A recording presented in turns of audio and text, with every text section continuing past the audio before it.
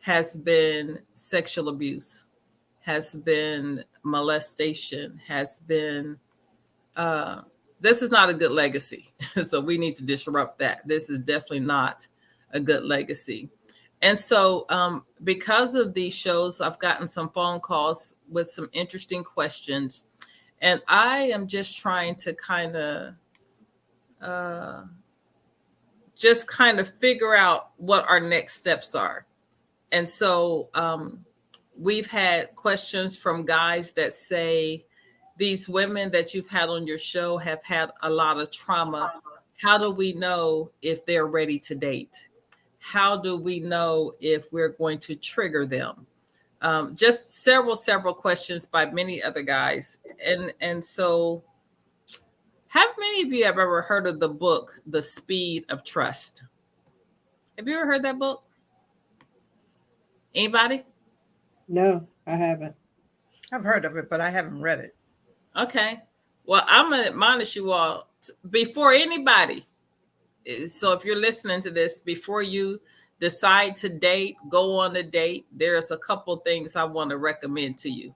And that book is one of them, The Speed of Trust.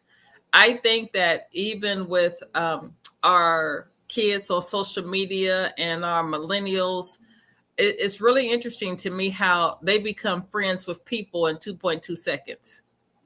That right Yes. there to me is kind of dangerous.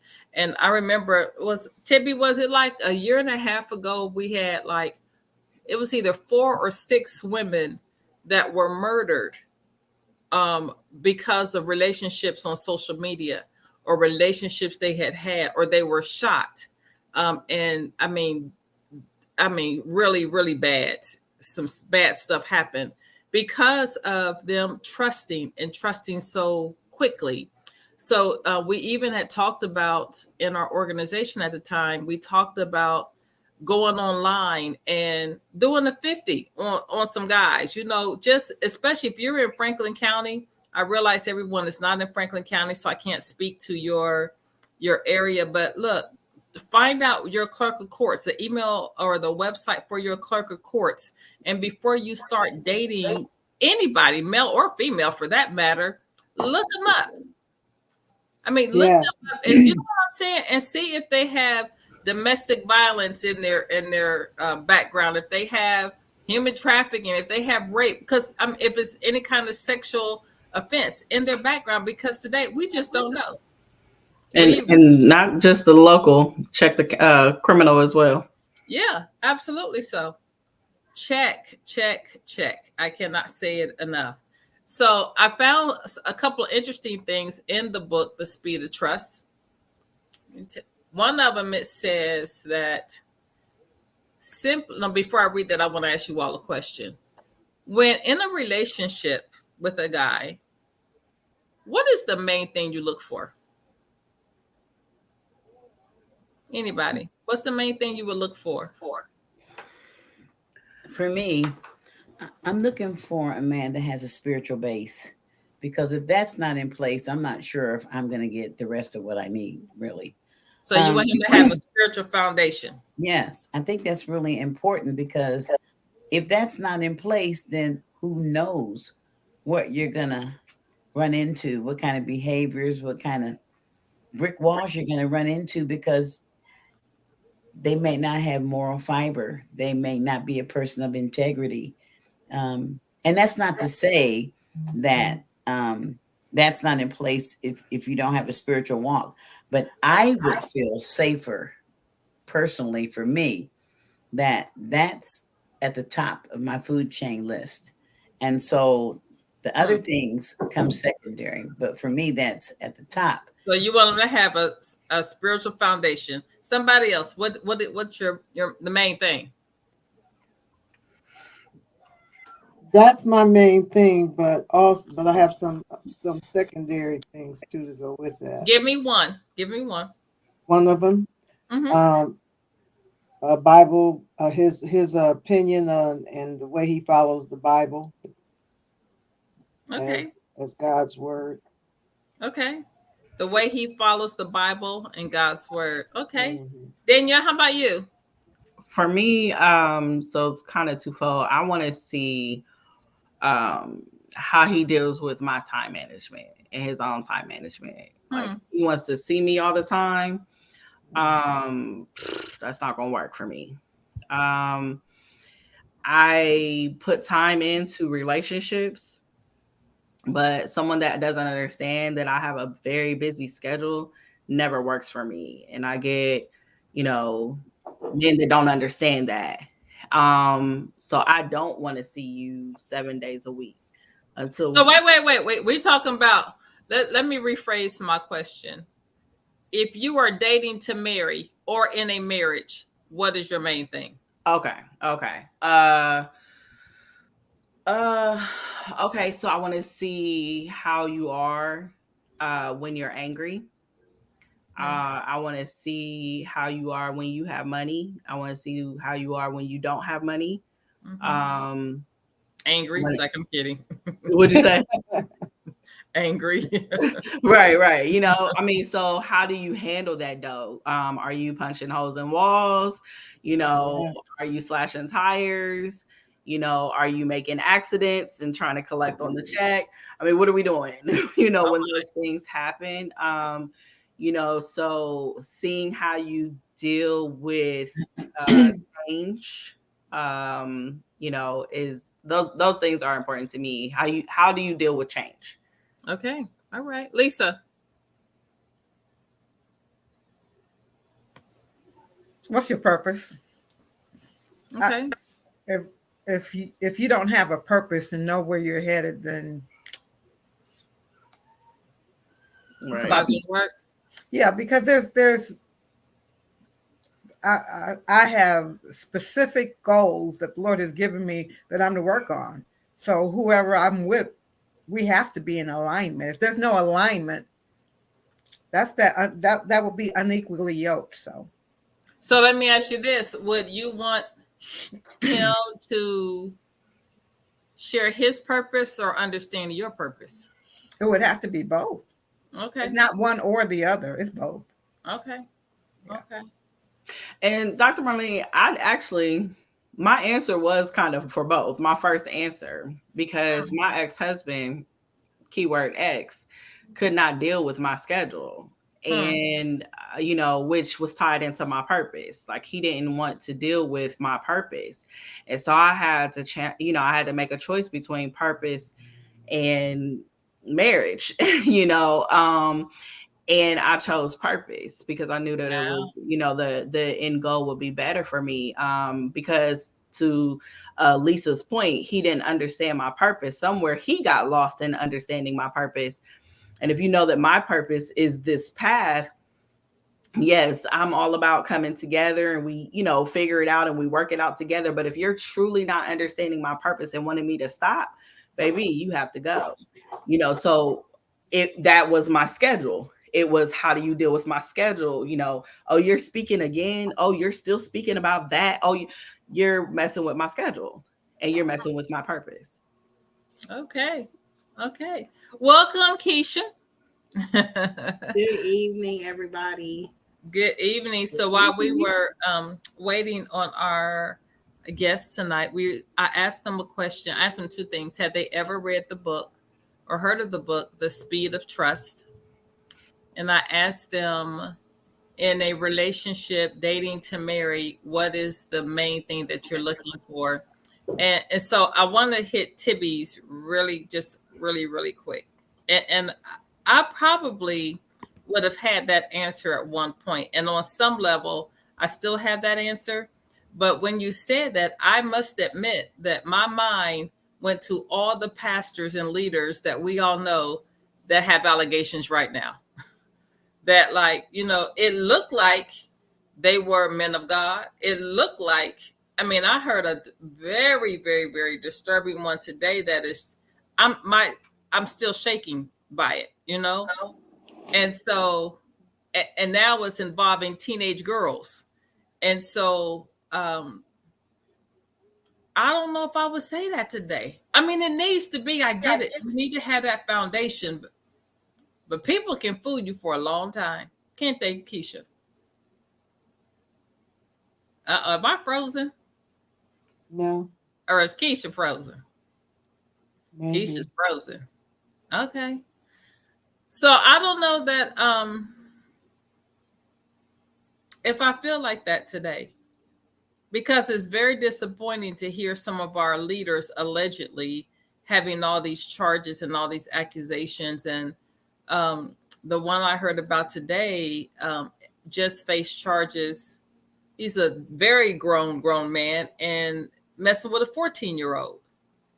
You know, I'm losing confidence in our leaders. And you know what I'm saying? I wouldn't even say confidence. I am losing trust in that they are who they say they are. That's the word. Yeah, because the reality of it is, I don't go to the churches. I don't have a relationship with them. Unfortunately, if that's what you do, you know, you better repent or get it right or do something. But the fact of the matter is, I think before I date, and definitely before I marry, honey, that brother gonna go. I feel sorry for him because he gonna go through it. Look at all y'all. Amen. Okay. Amen.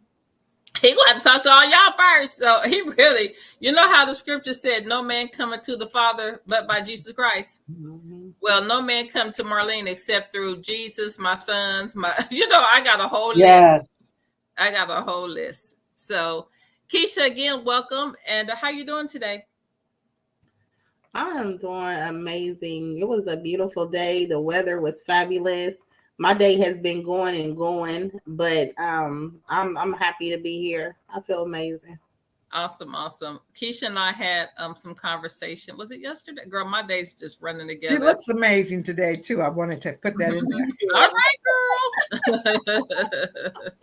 Was it yesterday that we talked? Yes. Why do I feel like it was okay? Just some good conversation. I'm really proud of who Keisha is and what God is doing in her life. Just y'all gonna see this sister in some places. That's all I'm gonna say. I received that. Yeah. But for now, our show tonight, we are going to talk about domestic violence. And the reason I even asked, had you ever heard of that book, The Speed of Trust?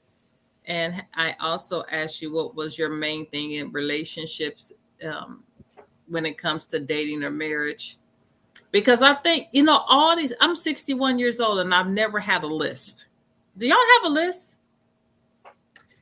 So I finally have a list, and this is very new, you guys. And the list was created because one day I was just feeling some kind of way, and I wanted some things, right? I wanted to feel like a lady.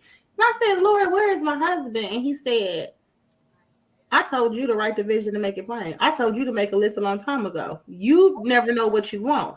So I asked you for a list that you never gave me. And that's how he talks to me. And it was true. It was right. I knew and what I realized is, as I'm praying for everything else and planning for everything else, I never pray, plan, prepare for a husband. Yet I say I want one. Wow, So wow, you girl. had to deal with me on that. Like, come back when you're ready.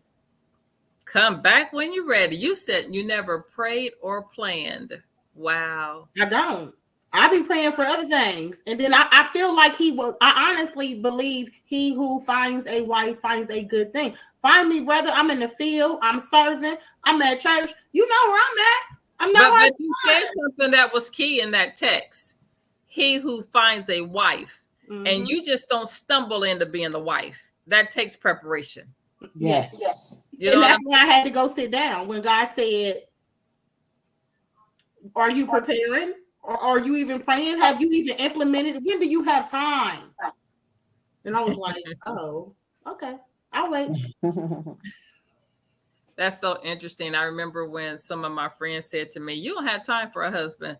I said, girl, let me tell y'all something. Let the brother come and see how quick I drop a whole lot of stuff. Okay. That's the truth. And I ain't playing about that. That's the truth. So Keisha, let's talk. Let's have I'm actually going to make you a speaker. There. Oh, look at you. You do look beautiful. I can see you now. I couldn't see before. Okay.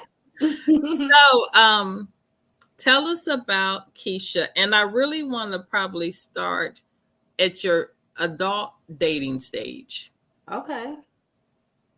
Okay. So tell us about, how old were you when you started dating?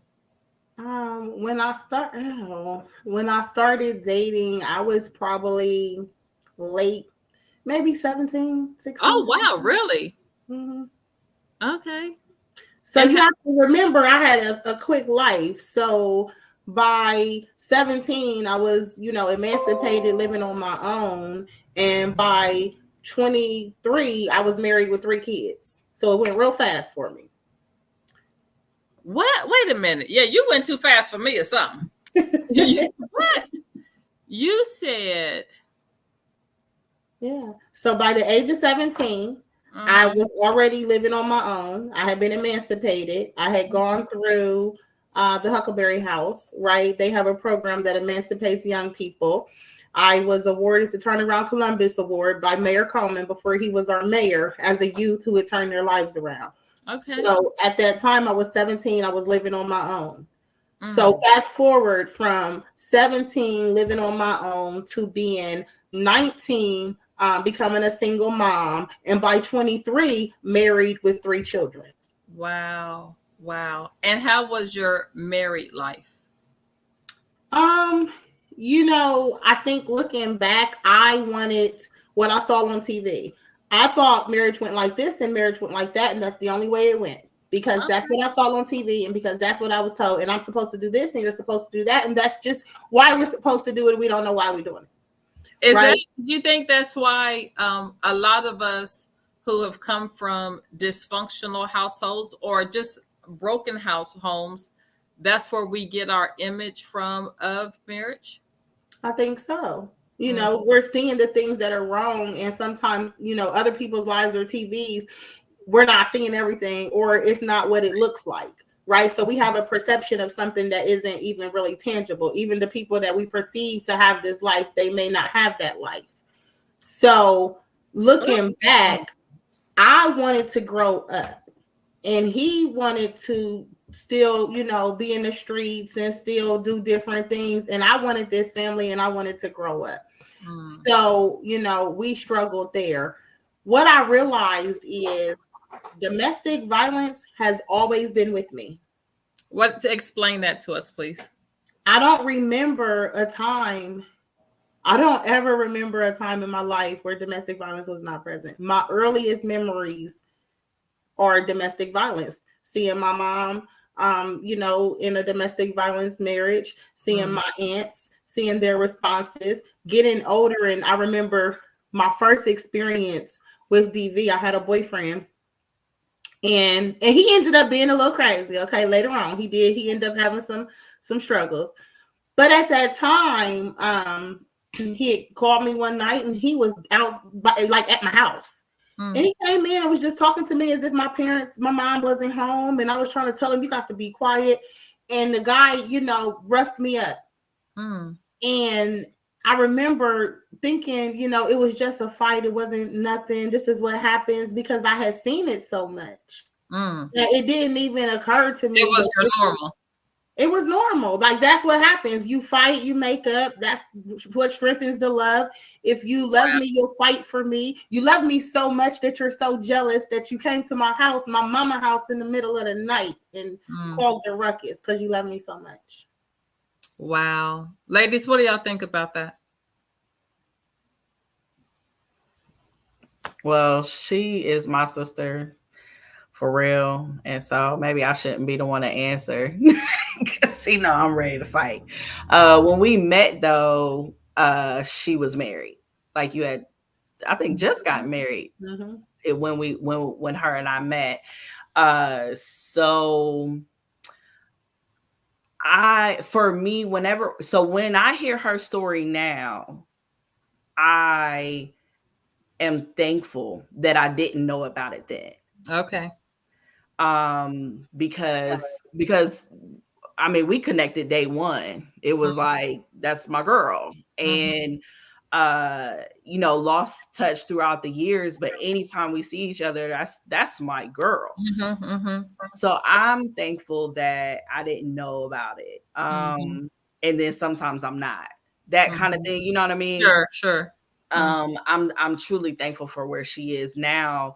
But to go back to, what you were asking specifically though, is just it's normal trauma response, unfortunately. Seeing it that way, that's love. Everyone's love languages are different, and we can talk about the book, The 5 Love Languages, all day, but we have the opposite trauma love languages as well, which is, we believe that the hitting is love. We believe that the jealousy is love, and all those kind of things. He loves me even the more because he came out at nighttime to come and see me, so those are it's the opposite love languages. And it's normal, and I'm glad that's not your normal anymore. Amen. Charlotte? I think if we haven't been exposed to real love, then we're subject to fall for anything. That's true. Yep. Mm-hmm. I remember my mom used to tell us, if you don't stand for something, you fall for anything. Mm-hmm. Yeah. Anyone else want to comment before we move on? I will. I just think that hearing that, I thank God that hindsight is 2020, because you don't know what you don't know. Right. So that's the bottom line. Right. And I think it's so important, because I talk to so many people who are beating themselves up over their 18-year-old self, over their 20-year-old self, over their you can't do better if you don't know better. How does that work? So I just pray that as we go further into her story, that she has forgiven herself. Because if I wasn't raised with that silver fork in my mouth, then I didn't know that was the tea fork, and I shouldn't be using it right now. This is true. We only know what we know. Well, and again, it was normal. I mean, that's what I saw. I saw my aunties with husbands, and if they cheat, they was going over there, they was fighting, they was back and forth, or he was whatever. I mean, it was very normal. Even as an adult, if I'm honest, and I can't even say that it wasn't what I didn't know, because even as an adult, even as a professional, as a person with education, and like Danielle said, a lot of people didn't know, because people perceive me a certain way. And so when people perceive you to be a certain way, you don't really have those vulnerabilities, because you're the strong friend. You are with that person. So that has, it's always been that way. But I think for me, it just became a normal thing. And it wasn't until a medical professional pointed out to me, and I think I've shared this a little bit. I remember being at the hospital, and I had my face rearranged, and had big knots here, and black eyes, and all that, traumatic brain injury. And that wasn't the first time. I think that might have been the second time. And this nurse, he took time with me, and he was like, "You're too educated to be, what is happening here." And that's when I learned trauma bond. And that's when I realized, like, this is really domestic violence. But that was 8.5 years into the relationship, So I always hold myself accountable. I didn't forgive myself because I didn't feel like I needed to. Like, I don't feel like there's nothing to forgive, because like you said, we do what we know. One thing I've always done is make the best choices that I knew to make. Right. And so I pride myself. I stand it like the little baby T.I. son. What King say, stand on business. Yeah. I stand on business with my history, my story, my development, because I have always made the best choices with what I thought I had. Were there other options? Probably. Right. But I always made the best choices that I could with what I had. And that led to many encounters of domestic violence. Again, like when I realized that domestic violence has always been present, whether it was my parents, whether it was my relationships, and even as an adult. And it wasn't until I really truly began to do the work with so many other individuals, and I would sit in front of these young ladies and I would be helping them and empowering them, and they keep me strong because I still struggle with, this man, we had 10 years in by the time it was, done. So holidays, raising his kids, we had business together. So that's a lot to step away from. So there were times that I would just try to figure it out. I realized that it was domestic violence and it was a beast, and I was right in the cycle of it, and I had to kind of step back to be able to address what was going on. And again, meeting so many young ladies and being able to help them is truly what pushed me to be able to make the decision to walk away and to choose myself, because there was a time that I was happy and I felt like I was happy and I was just going to live my life and be happy, and I was going to bob and weave and I wasn't going to get smart no more. And that's what I was choosing. But I realized that it's not clear thinking. It's not. When you're in those relationships, your brain is not functioning the way the other people around you, the way their brain is functioning. You're not even on that same wavelength. You have so many other things to think about, whether that's if your phone died. That's Danielle talked about the windows busted in the car slash. That was my life for years. When I'm listening to you, I just want to add this one other thing. We have a tendency to go straight to domestic violence, but there's so much emotional abuse. There's so much emotional abuse. So those don't have the scars, those you don't see as readily, but you have to get that before you even get to the domestic violence. So there's a lot of that. There's a lot of that. I say the same thing when it comes to trafficking. Actually, by the time you have sex, you've gone through emotional, physical, all kind of violence before you actually get to the place where you're exploited. But Keisha, you said something I just was curious to know. What do you say to young women today? I ask them how they feel. Okay. What they want. What's their end game? Who do you visualize standing there with you?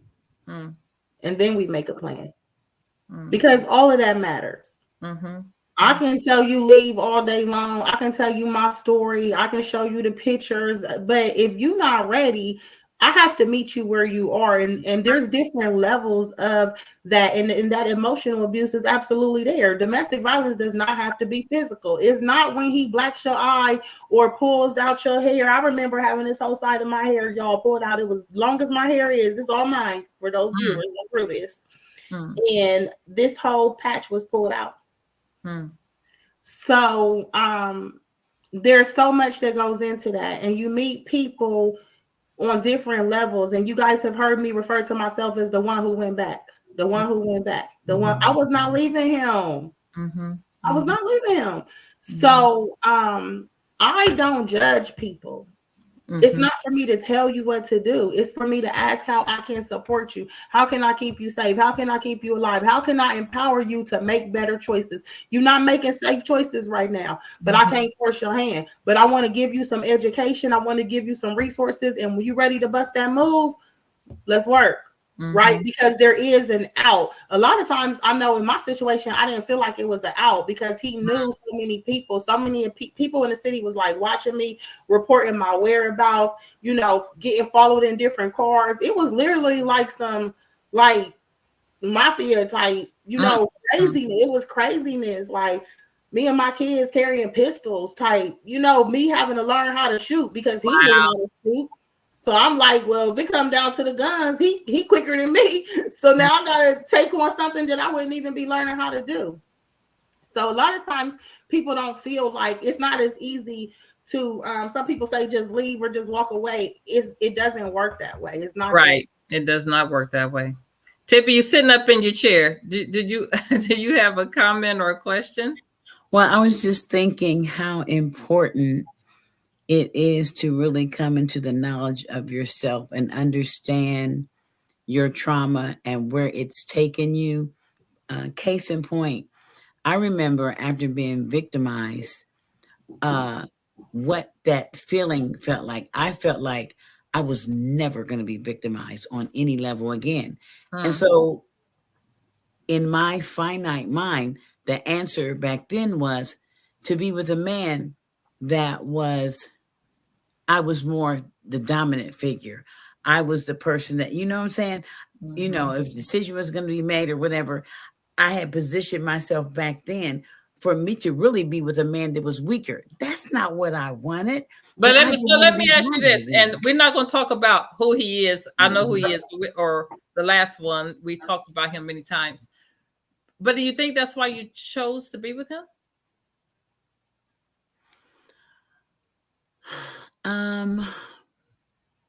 No. Okay. But in my mind gravitated in a way that I wanted to be the more dominant person in the relationship so I could feel safe. You know, me being the decision maker, me being that person made me feel safe. And safety was important, very, very important to me back then. I hadn't come into the knowledge of what I really knew. Sometimes you think you know what you want and you really don't know because you really haven't wrote it down. You might be sure about what you don't want, but you may not have the clarity on what you want and what's good for you and what you really need. So in fact, the person that I am, I wanted a strong man, but that's not what I gravitated to at that time because I was dealing with my emotional trauma, the fact that I had been victimized. I didn't want that to happen to me on any level. So I got my war clothes on. I got my guards up. I got my, you know what I'm saying? And that was a safety mechanism for me, I thought, but it's totally a bad choice. So Keisha, I remember the first day we met. I remember we were sitting on a porch and we were talking, and I've gotten to know you a little bit since then. And I just really appreciate what you just said, the process and what you would ask a young girl, because as I work with traffic victims, we do the same thing. We don't tell you to leave. We don't tell you, you know, all the things, the bad things that could happen, which you probably already know because you probably already been through them. But the one thing that I've learned to help them create is a safety plan. When you're ready to leave, let's create this plan. Let's have some stuff somewhere. So when you're ready to leave, you're not going empty. You got some stuff already, you know, where you can survive.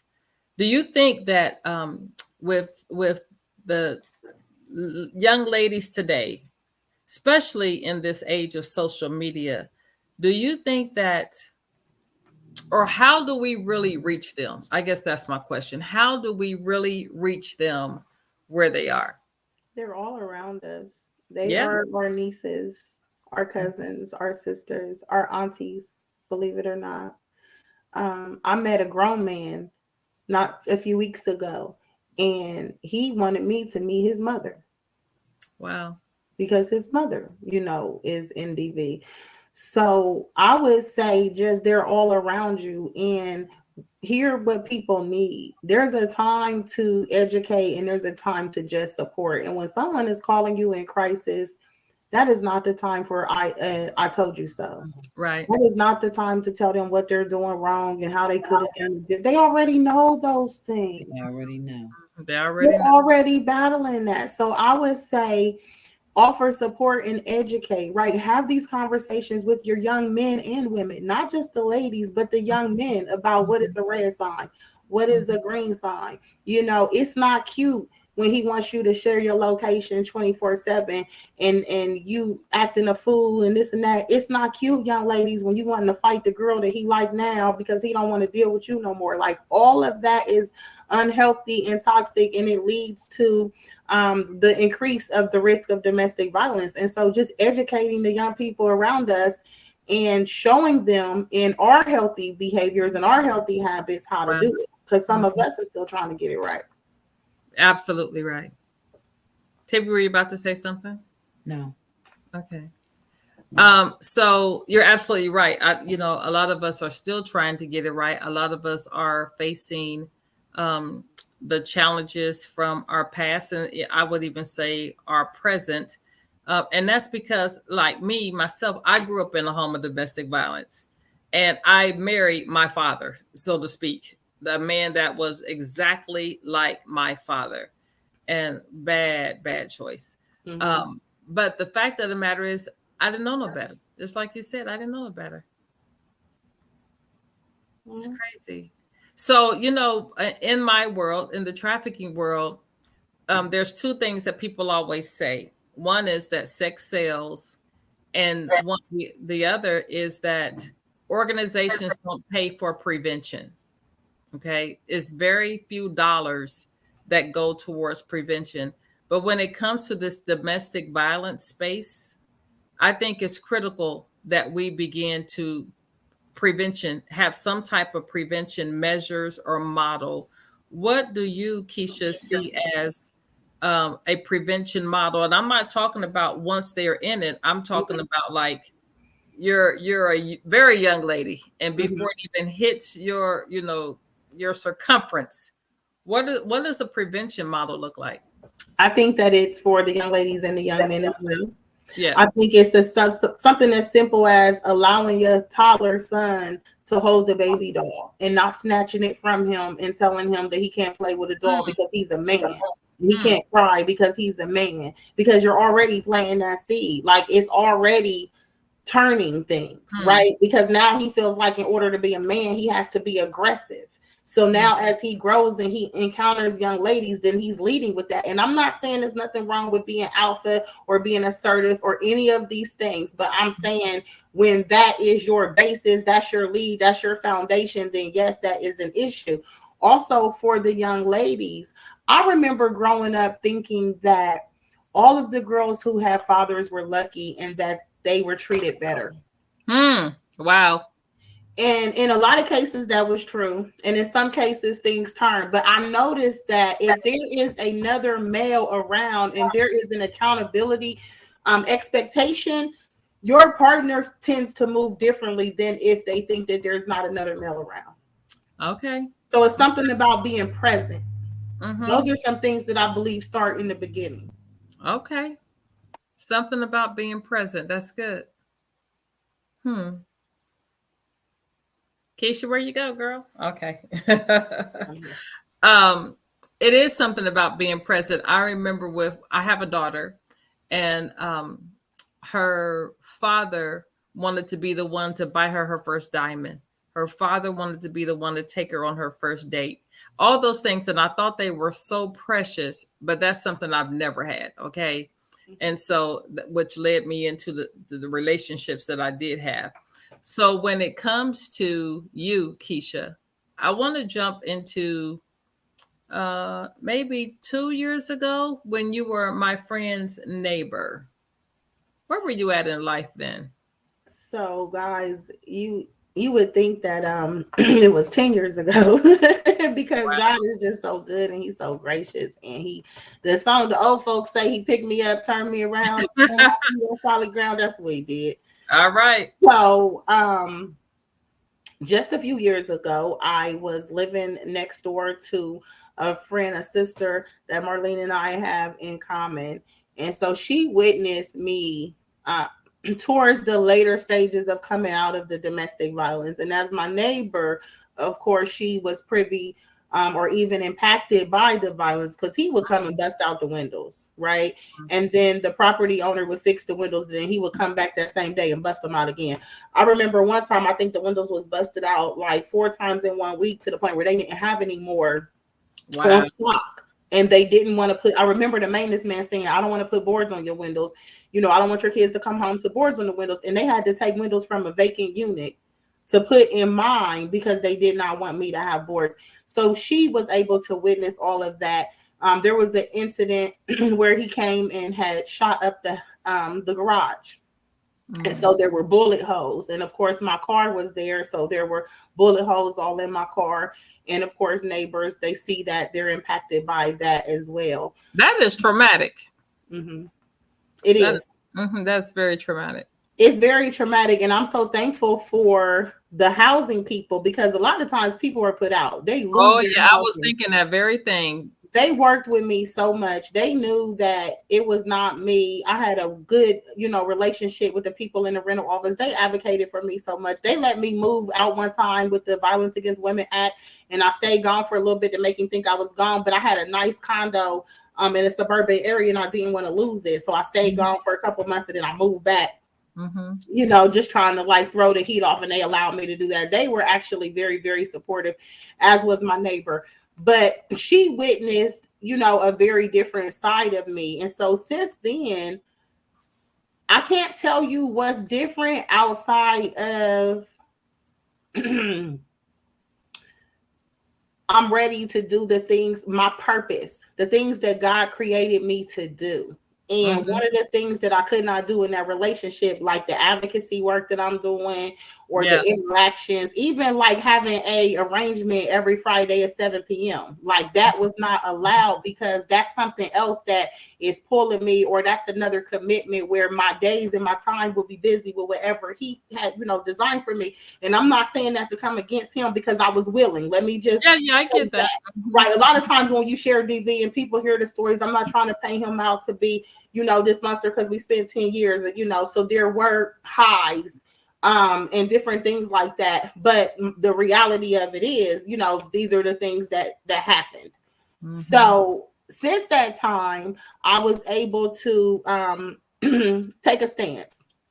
And if I'm honest, it was because there was a threat to my son. And that changed the game right there, don't it? It changed the game. Yeah. We had did this for, years back and forth. And again, I really had no plans of leaving him. I was just trying to pray it out and not get, like I said, I was trying to do other things. But I remember the call very well, because he called and I answered, and he said, this is how it's going to go. I'm going to catch you walking to your car and I'm going to blow your head off. So I hung up the phone. He called me back. He said, and your son too. And I just remember being like, my son's a good kid. He's not no gangbanger. He's not out here in the street. Like, why would you even? My son adores you. You've taught him everything he knows. Like, why would you even say that? And I have 3 children, but you came for my son because, it's something about a mother's son, right? Like, so, and he knows my son's story. My son's bio mom died in childbirth. So this is my God-given son. So everybody know that's my SUN son. Right. And so it just felt really personal. And I remember having to call the police and whatnot. And we left the house that day and we went into a hotel. And I decided that day to move forward, because the officer he would shoot up the house, he would shoot up the car, he would shoot at me. That was his thing. Or we would fight. And so many times there's a lot of videos of me saying, no, don't press charges, whatever. And so this particular officer, he said, I remember you. I sat with you a few years ago when he shot at you, and it's not your choice today. We're pressing charges. And then because that officer put out a warrant that night, it pissed him off. So then he started doing more. So over the span of about a week, he ended up with like 10 warrants. Because they decided, since he wouldn't stop terrorizing me, that they were going to get what he was doing then. And then they went back and they opened up the things that I had refused to press charges on in the past. So now we have, where it's out of my hands. There's nothing I could do if I wanted to drop anything or do anything, because now it's gone too far. And so him being who he was, of course, he wasn't going easy. So the U.S. Marshals ended up getting involved. I had a lot of support from the Franklin County Sheriff's Department. There was a sergeant that took special care in trying to keep me alive, honestly, and had some different advocates work with me. And I hid in plain sight. I call it hid in plain sight because I made it like I changed my appearance. I made it like I wasn't here when I was really here. I changed my social media. It looked like I was down south. I didn't go to the same places. I didn't hang out with the same people. I literally had to leave even people that I was close to and all of my friends. But a lot of them women I found out wasn't my friend, because it didn't take very long before they was running behind them. So I got to step back and see what was going on. And so now, years later, I'm able to emerge, Yeah. this new being. And it's funny because it's now when I look back, I'm like, it was very scary because he's very intimidating. I mean, this is a man that boxes for a living. He is very fit. He's the Ali, of the city. So, now my responses would be different though. It's so funny because it's like, I don't know how I allow myself to be tormented for so long when now it's like it wouldn't even go, you wouldn't even be able to hit the block, right? So I'm just thankful for the grace, right? And I'm thankful for the opportunity. And I guess that's why I'm so passionate about survivors and not being judgmental and just supporting them in where they are so that they can be their best, because I feel like so many times in life people threw me away.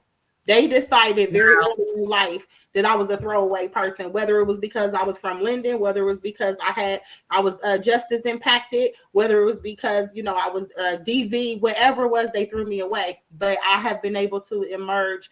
And so starting my foundation, ACE Community House, is truly about advocating, connecting, and empowering families. That's where the ACE comes from. That was the instruction from God: advocate, connect, and empower. And so I'm just blessed to now be in a position to actually do that. You know what? I was thinking, I am so glad to know who you are. First of all, I'm just ecstatic that you made it through. Okay. But I really am glad to know who you are today. I don't even see no residue from any of the stuff that you just said. Okay. I mean, and I know it's true, but there's definitely no residue. And then how your heart for advocacy is just so pure. It comes from this loving space where people would feel safe. At least I do. I feel safe enough to confide and to talk to you. I absolutely love who God has made you to be today. Ladies, any comments, questions? I will say, I was jacked up a couple times tonight. I sat here and thought about the years that we've known each other and how we connected in and out, and I never knew. And how she has always helped people. Like, to think about you helping people through what you're going through, like, that's God. Like, truly God. Like, and she, and just like you're saying, Dr. Marlene, like I feel safe saying, talking to you. And I'm thinking back, like, I mean, I literally just had a moment here. Like, God, I was feeling sad that I didn't know. Oh my God, I wish I had been there, to be a support. Like, I'm thinking all these things. And then I'm so proud of you. Like, to talk about the strength of a woman, I really don't like to go into that because it's like, we're all women, we're all strong in our own different kind of ways, right? But to really think about what you took on and how you were so supportive. Day one, all I've ever known is about your son. I mean, I've known the story about him. And to take on someone else while you're going through like that is wild to me. I mean, just everything. I think, to your point, Danielle, I also think like that's a lesson for all of us to learn. Yeah. Because the reality of it is, once you like kind of stop focusing so much on yourself, trust me, God gonna take care of you. But with her son, to take care of somebody else's child, bro, that's a beautiful thing. It really is. And that's all I've ever known about her. So to think that you've had this pure heart and that someone would do the opposite of cherishing it, like, that hurts me, to know that. And so, but anyways, on my other side, it's just, I'm so proud of you. Like, I don't know how many ways to say I'm proud of you. I don't know. How do you feel when she says that, Keisha? I'm thankful, and I just love God so much, because there were things that was said to me when I was younger and spoken over my life, but then life took a different turn. So I just gave up, and I just didn't believe that some of these things were going to happen, because I'm like, not me. Well, mess that up. That ain't happening, right? Because of the course of my life, you know. So now when they say like restore, God truly has restored every prophecy, every promise, everything that was said. I'm seeing it, and I'm right in the thick of even, you know, God doing something new and something else. And so he's ever just keeping his promise and loving on me. And that's why I'm in a season now of just straight obedience. And it looks different. Yes. And everybody can't always receive it, you know, because I don't play God. I'm not going to make myself holier than thou, but I do try to live a life that he can be pleased with me, right? And people don't realize I'm so thankful. Like, if you don't know my story, you won't understand why I smile, or why I serve the way I do, or why I'll go above and beyond. Or if you messing with somebody, why I turn into Mama Bear so quick, right? Because I never really had that. And honestly, Danielle, I probably would not have been ready. You've heard me say at least 2 to 3 times I had no intentions on leaving that man. Like, so even if you had known, to be honest, I don't think I was ready, because I'm gonna keep it real with y'all, because that's what I do. Even after court, even after the threat, even after he was convicted, even after traumatic brain injury, even after my hair missing, I still went back. I still went back and dealt with him. I don't, and I'm the same way. I've never told anybody to leave. I'm not going to tell you to leave. I'm gonna be here when you want to leave. I'm gonna be here while you're going through, because we need somebody while we're going through it. And my thing is just to be that voice, to know that you had somebody, you know, just another voice to know that you had somebody else with you. That was really my thing. But I'm truly, truly, truly proud of you to help others through all of this, and to not be bitter, and truly help people from your heart. Like, I see the things that you do, and I advocate for you. Like, what you're doing is so amazing, and there's still no bitterness there. You still want to help others. You know what? So I was thinking about you, and you talking about the old folks singing the song, and I was thinking about that song. Now that's real old, so y'all might, you know, some of y'all might not even know it, but it's "My Worship Is For Real."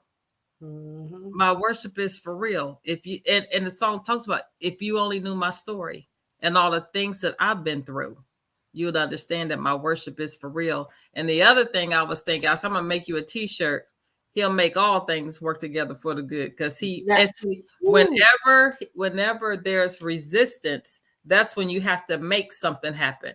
And God knew and knows how to make things work together for our good. That's what I see in your life. Go ahead, Tibby. You good? Okay. Lisa? I was just agreeing with what you said. Okay. Lisa or Charlotte, any comments? Lisa, you unmuted? Charlotte was screaming. Having been in a pretty bad domestic violence situation, I really admire and respect your honesty. It's like you don't make excuses. That's very, very powerful. And it really shows that even while you were going through, you had a lot of strength and courage. Yeah. It didn't always feel like it, Charlotte. I'm sure. And a lot of that, like even Danielle, like she said, we met in church. Danielle and I met as young women bringing our daughters to church. That was the basis of our relationship. And then we would see each other throughout the years in the community or in church. So a lot of people, I mean, even now, like, I'm thankful that people see strength when they see me. I'm thankful that people see the grace of God when they see me. I'm thankful that people see his glory on my life. Yeah. But in honesty, you know, sometimes it didn't always feel that way, you know. And I just remember this last time I started over so many times, y'all. You got to remember, like, I moved around because of the DV. I had to keep moving around. I kept taking losses. I'm talking about vehicles, houses, property, just everything. And then I worked for his business. So when we wasn't on ends, I didn't get paid. Right. So there were times that I just remember saying that, Lord, if you get me through this last time, I was really scared. I was scared that he was going to take my life, because that's what he said. And I knew him not to be a man that lied. I know if he told me they wasn't going to find my body, they wasn't going to find my body. I know that he, you know, I knew that to be true about him. So I also began to think, like, he don't know I'll bash his head in and think about heaven later. So then I started getting afraid. Like, but that's real. For real. Like, it got to the point where I didn't even know if I could trust our interactions, right? Because then I was thinking, like, do I poison them? Because nobody wanted to help me. I didn't feel like anybody could help me at that point. That was before the marshals got involved. CPD couldn't help. Nobody couldn't help. I want to ask you a question on that point. You said you met Danielle in church. At what do you think the church's role is in domestic violence situations? Sadly, a lot of churches have taken a stance on not having an opinion or not having a thought that old, what goes on in my house stays in my house.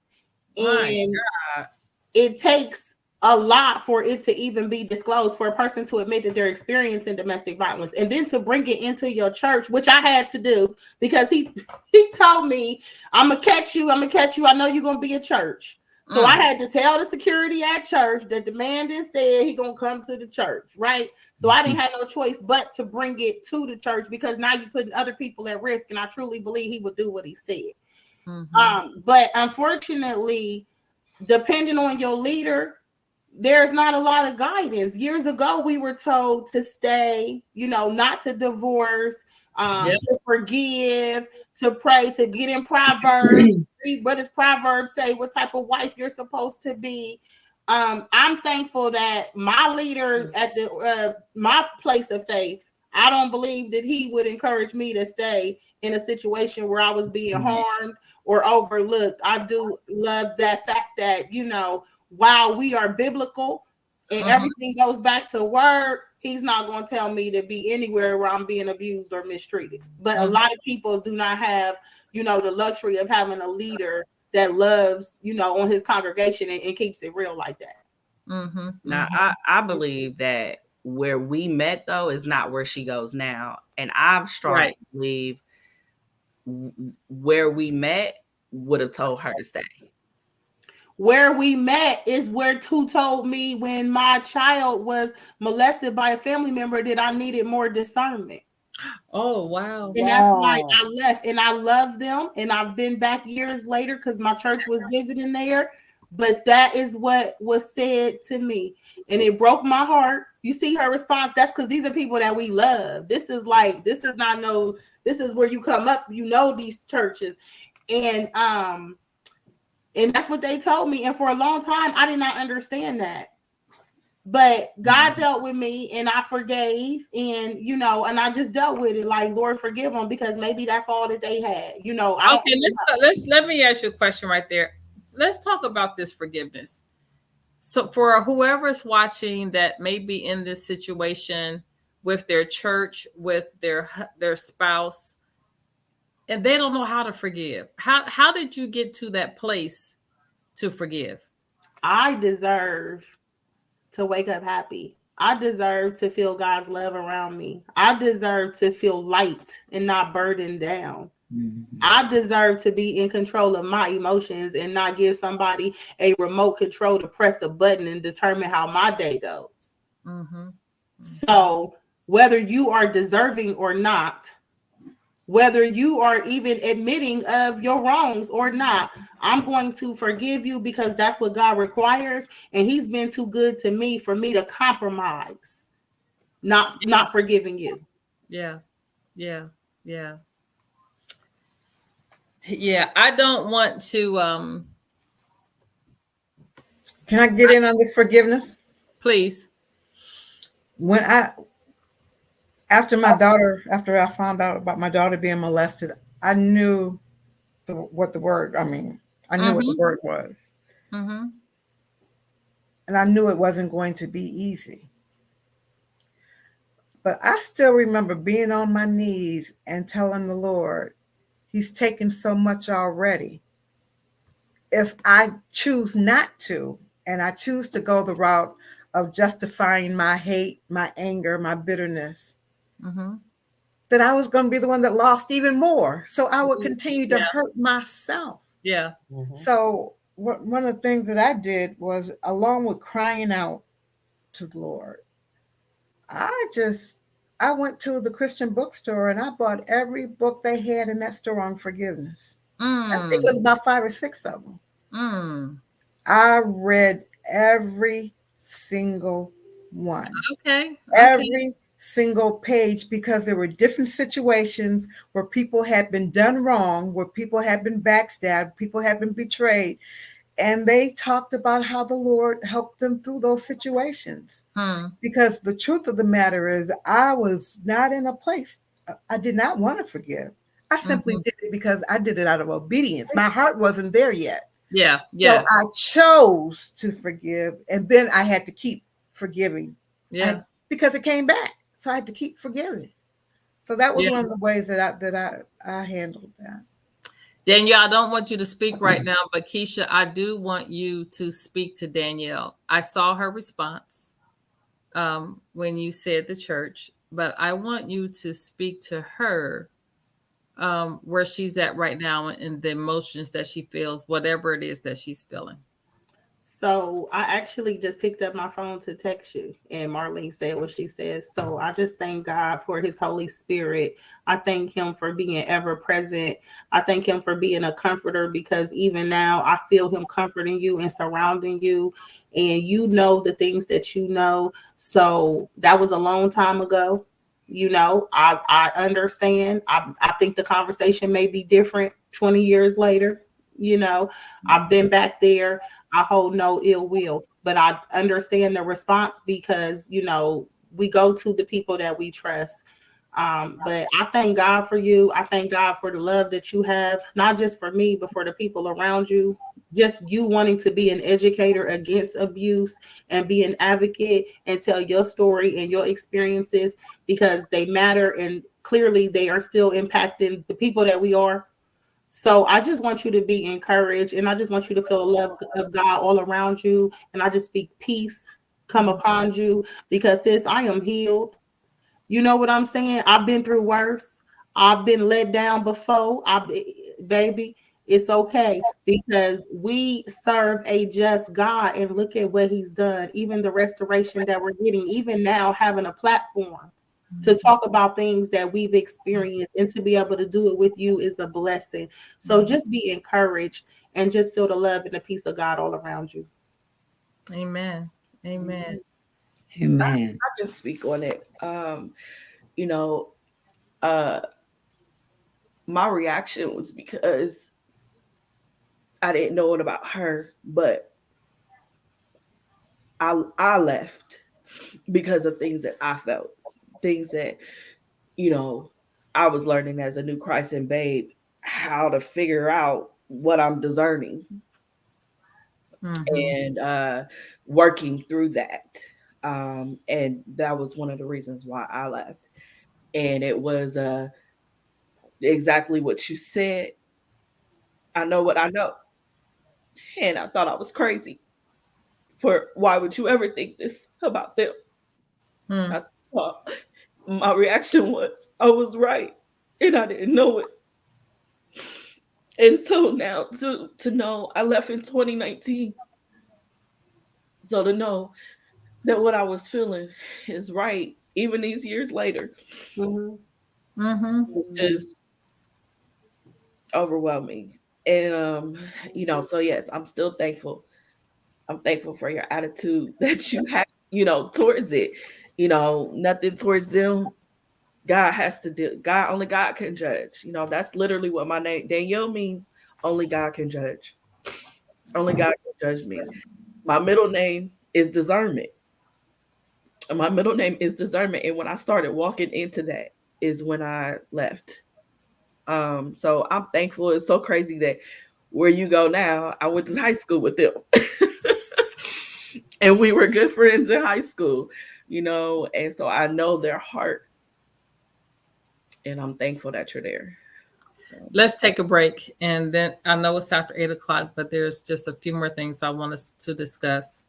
Let's take a break and we will come right back. Stay tuned for more jaw-dropping revelations and captivating stories. Industry on Blast will be right back, ready to uncover the secrets of the industry that will leave you speechless.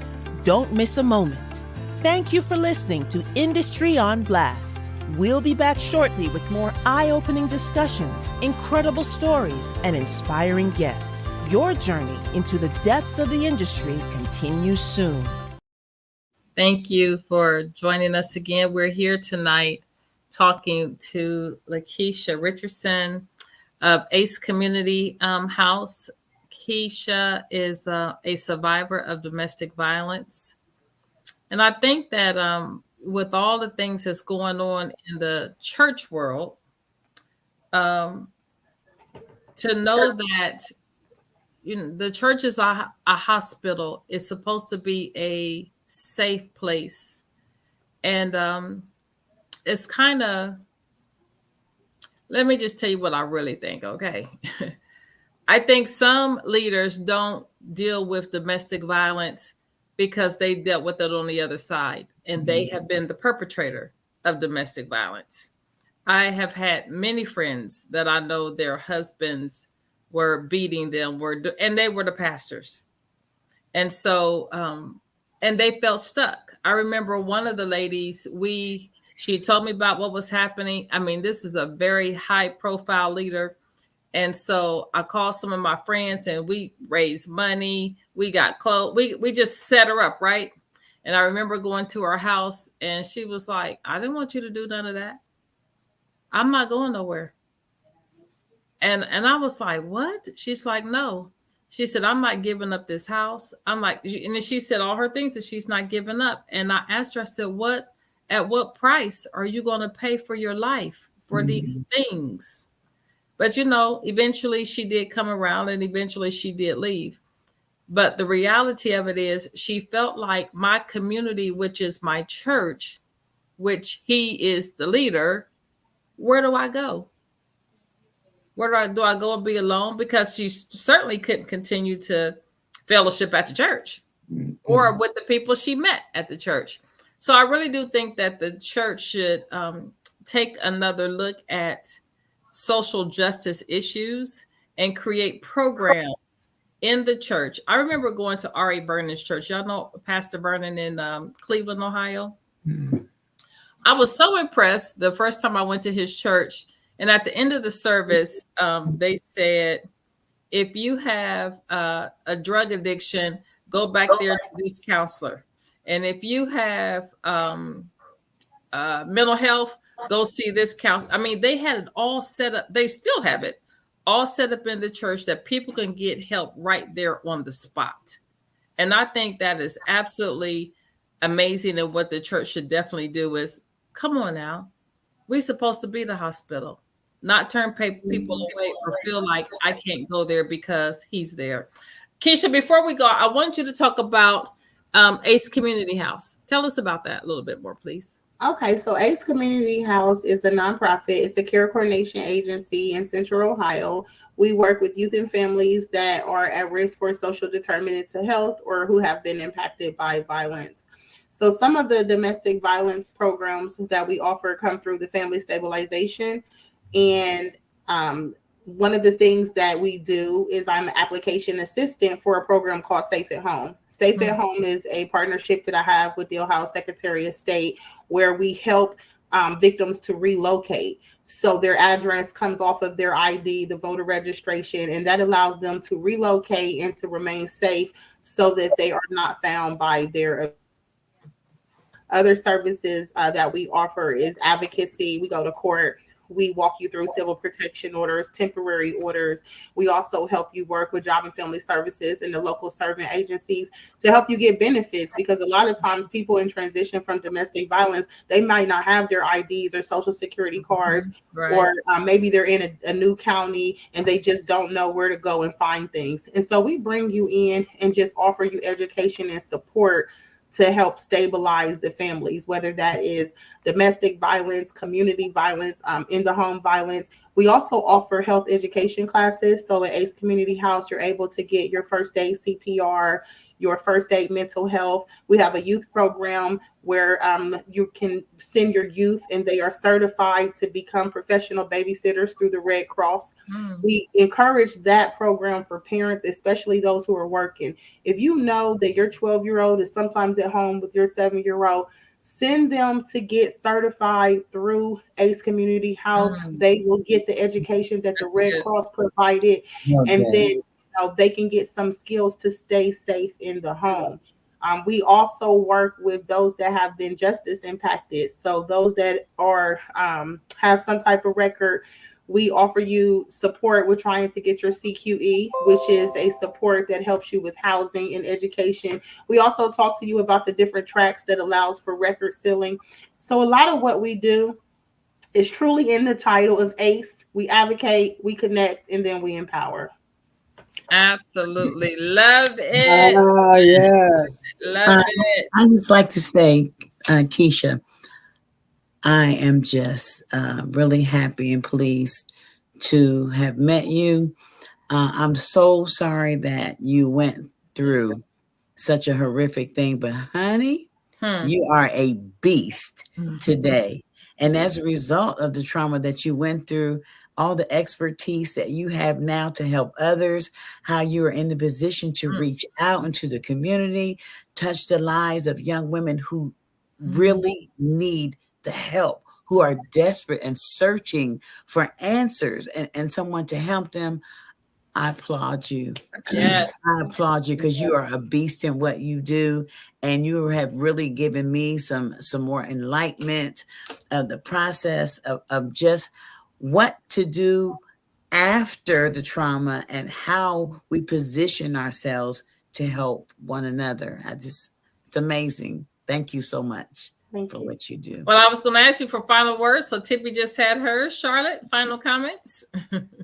I'm very, very impressed. I'm so happy to have met you, and I hope that I will be able to keep in touch and see you sometimes in the future. What you're doing is amazing. I know it's so difficult until someone is really ready to leave. And I think that's probably the hardest part when you have loved ones, children, daughters, or whatever, and you just have to wait it out.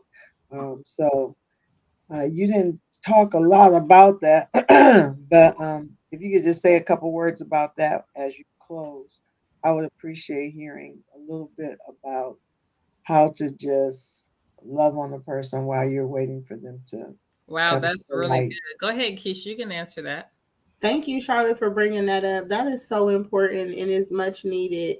And simply, again, one of the things that I would reiterate is now is not the time for I told you so's. It's not a teachable moment. Sometimes people just need a safe space to be because they haven't had a safe space. They haven't had a safe space in their minds. They haven't had a safe space in their homes.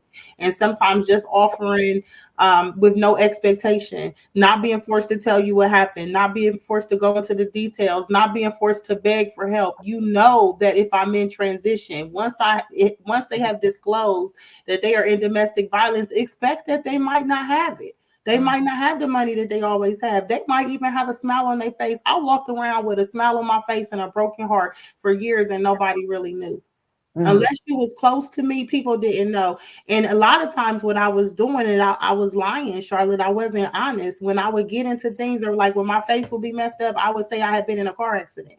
And that's the way that I was able to not have to talk about it. People be like, what happened? Are you okay? Y'all was in a car accident. It is over with. Versus me having to say, this is what I'm going through, because people expected more of me. They didn't expect, not her, right? It couldn't happen to her. And so I didn't always have those outlets. So I would say be a safe space, right? and offer supports. Don't make them ask you. Offer, show up sometimes. Come and do the dishes sometimes. Come and help with the kids. So Go good. to the house and tell her, go take a nap, sis. Mm-hmm. I got the kids. We watching the movie. Go take a nap. Mm-hmm. Small things like that help stabilize the mind so that that survivor can make a better choice. When you're running on E and you're running on fumes and you're trying to figure it out and your basic needs aren't met, you can't even slow down long enough to create the safety plan. Even if somebody give you the safety plan, it doesn't seem feasible. So I would say during that time, be a safe space. If you are a survivor and you know your day is coming, you might not be leaving today or tomorrow, but you know one day you may have to leave and you may have to leave quick. I encourage you to take all of your documents, your driver's license, your social security cards, your birth certificates, your favorite family pictures, right? All of your children's information. You go to the public library for free. You color copy, scan those documents into your email.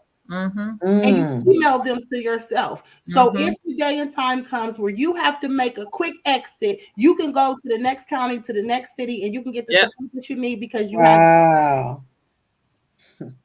That makes a big difference. And also finding one person that you tell the truth to.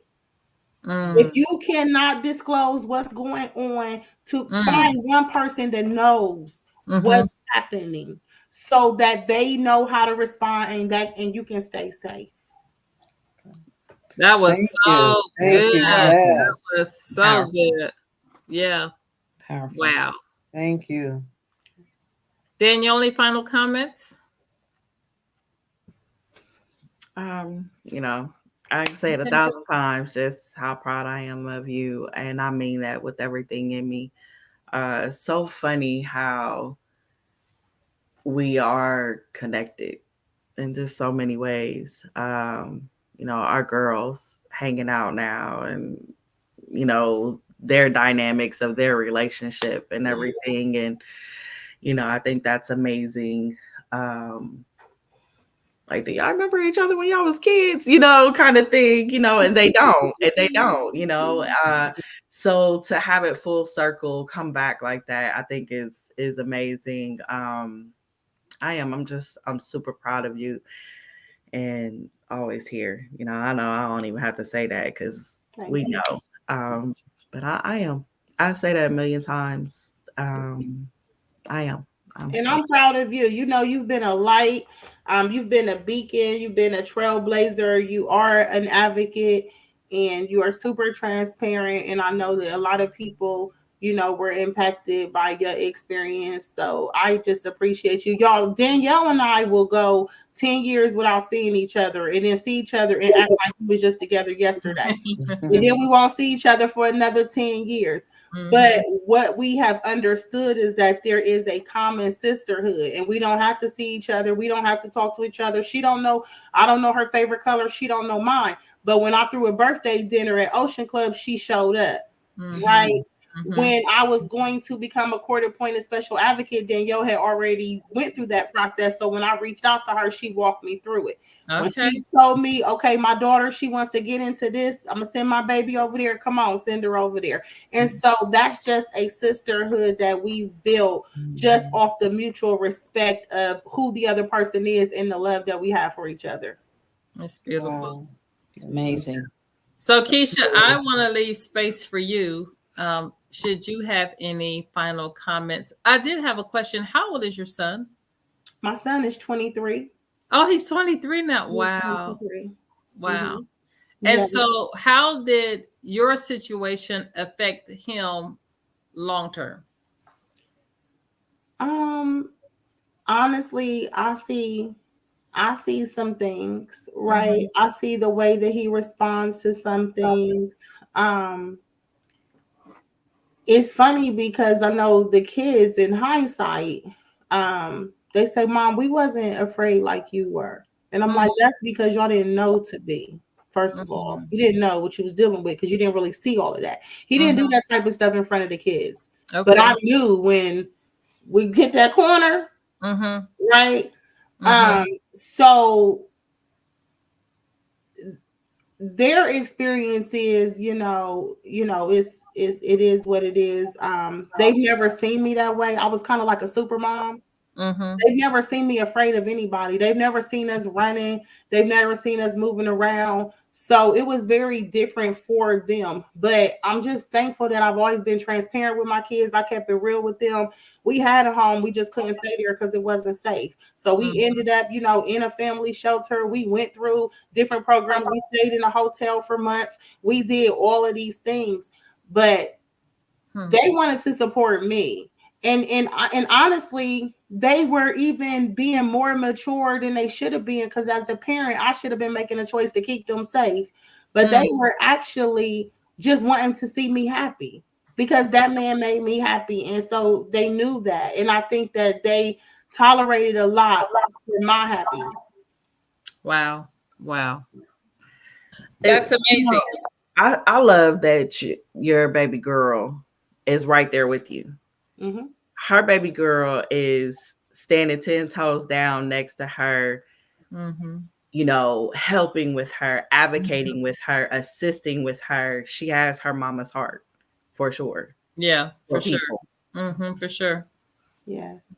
Yeah, and honestly, they all do. I have a 27-year-old daughter. I have my 23-year-old son, and then Danielle, speaking on my 21-year-old, she runs my nonprofit with me. She's a CPR instructor. She's a licensed foster parent. She teaches the health education classes. She does all of the health education, all those CPR and first aid and babysitting. That's all.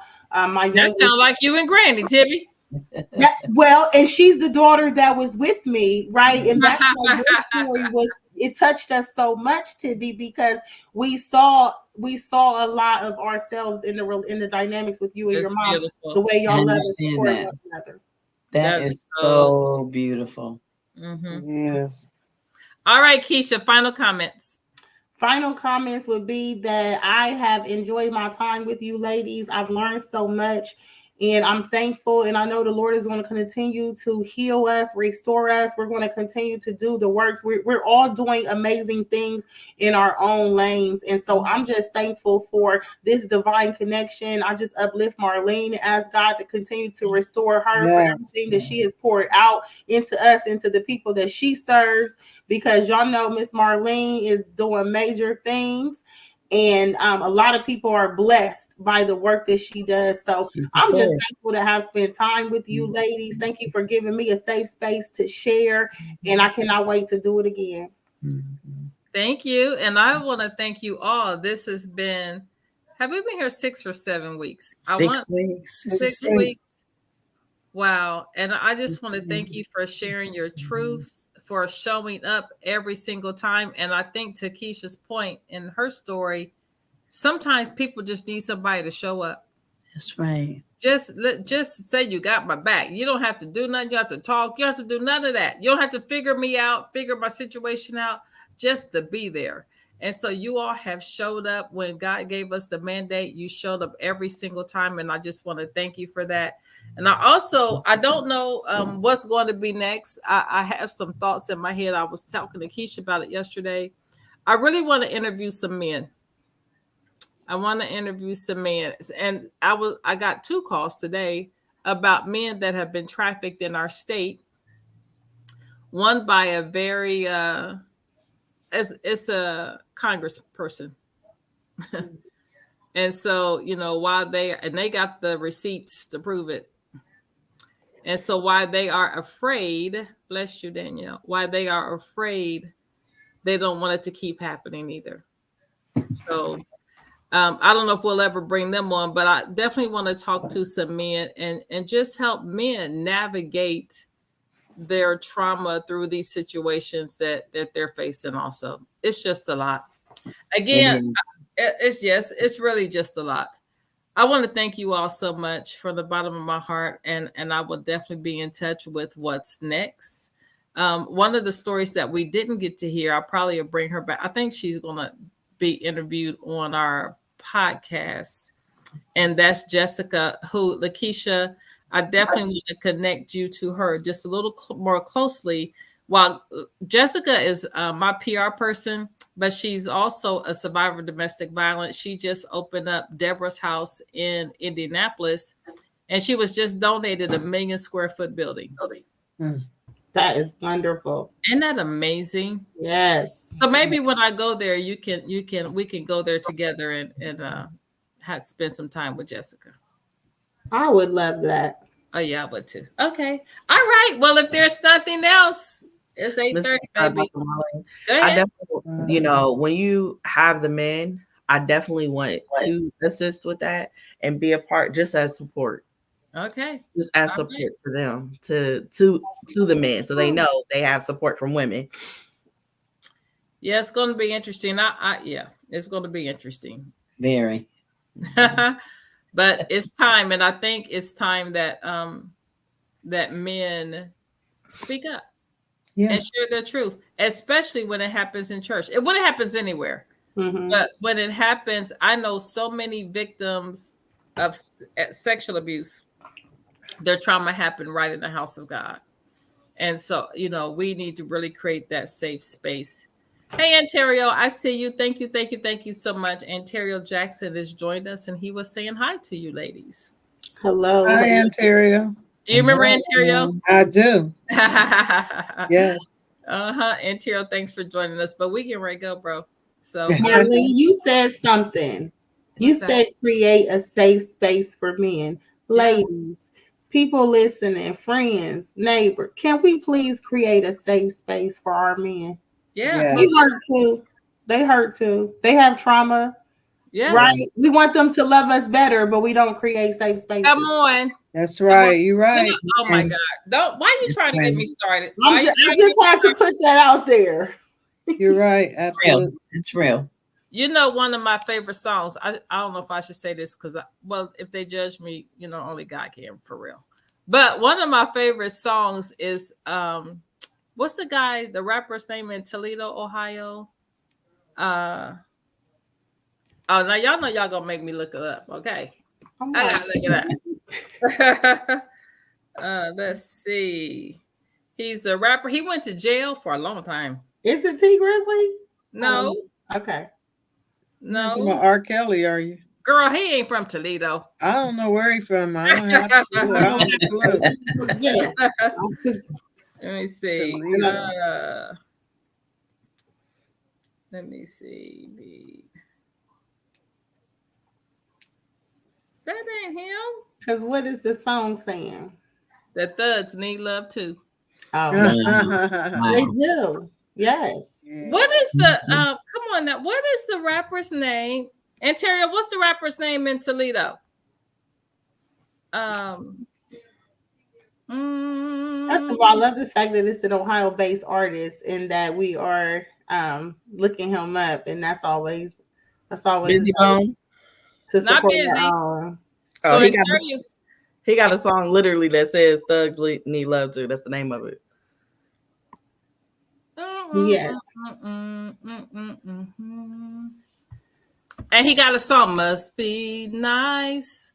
You talking about Life Jennings? Life, that's my dude, girl. Yes, Must Be Nice. That's gonna always be a classic. I love him. Yes. They laughing.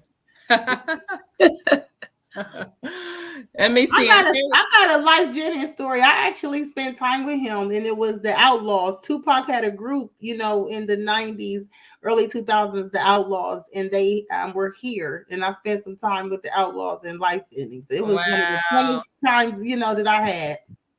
Wow. With people. Let me tell you that I've listened to that song. I can't tell y'all my business on this public platform. Let me be quiet. You better keep on my name, and God is my judge. You better take your middle name is Danielle today, okay? Let me be quiet. Ontario said some men feel that speaking on our issues don't always yield the best results because most things can't be solved by speaking on it. What do y'all think about that? I think that they can be solved by speaking on it, but it's a start. It allows the people around you to know what you're thinking, what you're experiencing. I know how to pray. I know how to intercede. I now know how to support you. I can hear you. I can see you. I can validate with you. And no, we're not going to fix it with words. We're going to fix it with actions. but at least now I know how to support you in the way that you want to be supported, and I'm not assuming what's wrong. Sometimes we always like, what's wrong? What's wrong? What's wrong? And if you just be quiet long enough and be a safe space, he might tell you what's wrong. But you didn't worry the man with what's wrong. He don't even want to tell you what's wrong no more. Got to start somewhere.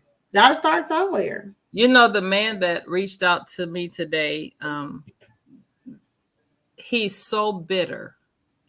And I just listened. I really didn't even say much at all, but he is so extremely bitter.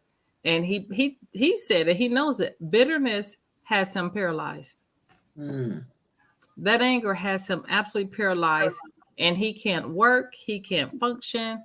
He really has not been doing anything. His family gives him a stipend every month, but he has really, really been in a bad place. So has he identified that what you know what I'm saying? Like, not taking away from anything that was done. You shared enough to let me know that there was some trauma and there was some validation, but in the experience. But what is the root of the anger? The root of the anger is that this political person has trafficked him, and it was covered up. Okay. And the people people know it.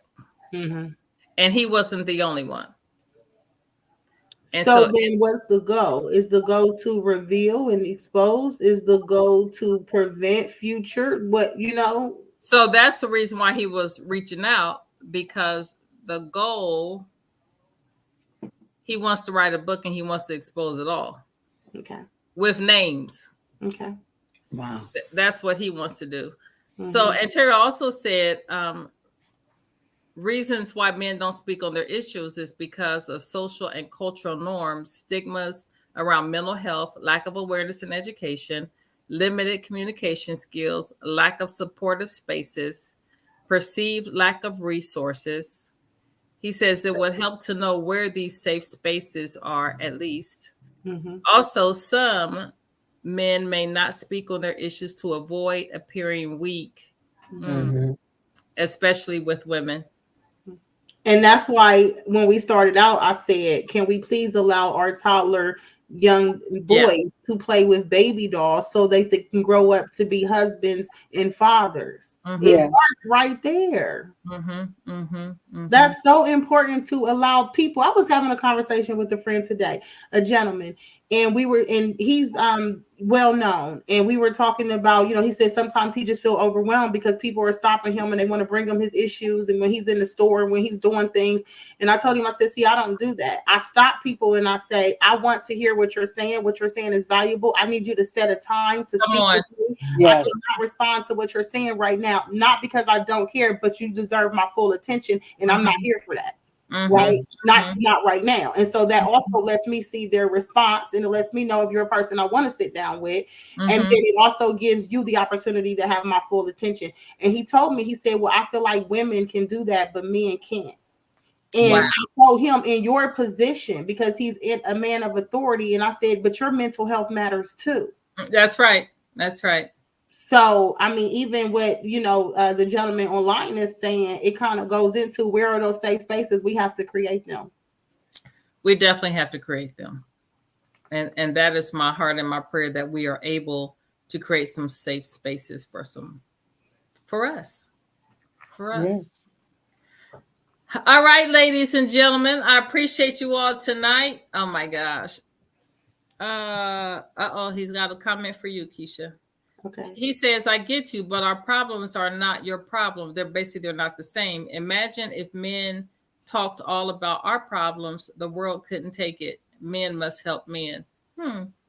I love that. And I completely agree. I never tried to raise my sons to be men. I raised them to be good people. And then I found males that they could model and they could learn from. We recently had a conference just this week. And it was called Heal Bro, or something like that. And I saw all different men coming together through the city saying, let's come together and let's heal. And you're absolutely right. You know, I cannot understand what it feels like to be a Black man. I'm assuming that you are, or a man of color. He is. And the same way you don't understand the plight of a woman, but that's where we have to begin to create those safe spaces at every opportunity. It might be in the grocery store. It might just be smiling at somebody. It might be looking someone in their eye and acknowledging them. It doesn't have to be grandeur. There's very small things that we can do to begin to allow people to feel safe. I know Danielle mentioned and Marlene, they said, I feel comfortable talking to you.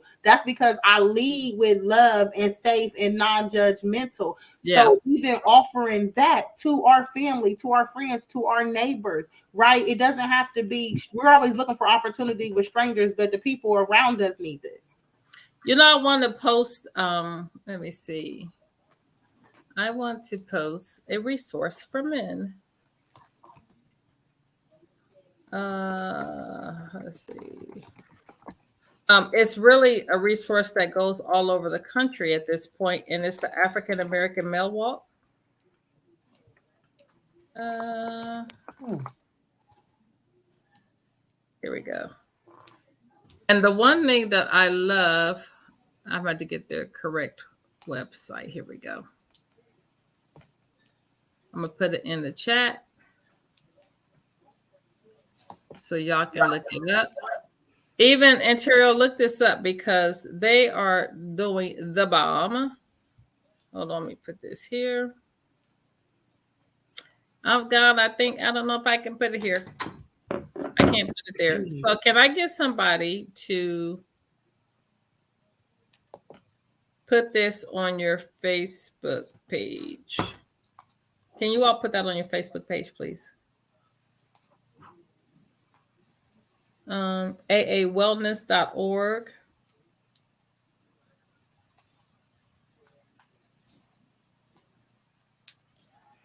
aawellness.org. That's not okay. There we go. Ontario, check that out. aawellness.org. That's the African American. It's actually the National African American Wellness Agency, but they do things around the country in several different cities. Let me see if they're in Chicago. They're not in Chicago yet. I'm surprised. But they have several different initiatives, HIV awareness walks. They do so much around keeping the Black man healthy mentally, physically, and spiritually. It's an amazing organization. They're based out of Columbus, Ohio.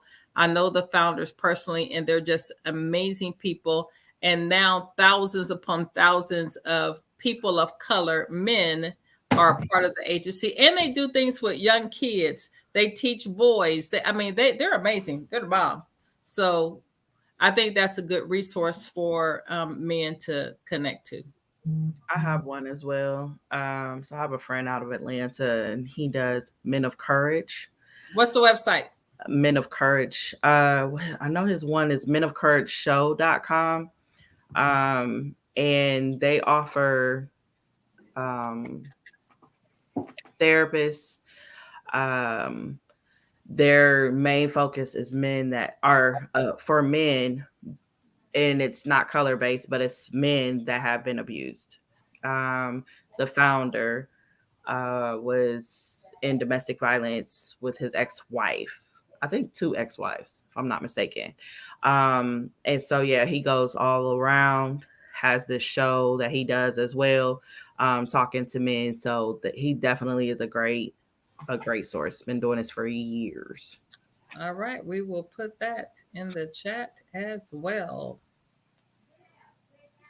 Yeah, reach out to, or check out these organizations, check out their websites, and hopefully I totally agree that we cannot help men from a certain perspective. We can nurture, we can mother, we can help do a whole lot of things now. But it's a good safe space to have other men to talk to. I know they do one thing in the barbershops where different men around the states, multiple states, Georgia, Texas, Ohio, DC, and they'll go set up mental health clinics in barbershops. Wow, nice. I know, right? That's the bomb. So yeah, check them out. Those 2 websites are in the chat. So All right, I promise y'all, we going this time. Okay, let me make sure ain't no more comments. Let me see. No more comments. All right, ladies, thank you again. We will be in touch really soon. And at this point, I'm going to play our outro video. I'll see you in a few minutes. That concludes another mind-blowing episode of Industry on Blast. Thank you for joining us on this riveting exploration of the industry secrets. Be sure to subscribe and never miss an episode as we continue to unveil the truth. Visit our website at www.blastnetwork.com to catch up on previous episodes and stay connected. If you have a story to share or are interested in becoming a sponsor or guest, we want to hear from you. Together, we can ignite change and create a world free from the shadows. This is Industry on Blast, signing off. Keep shining a light on the truth.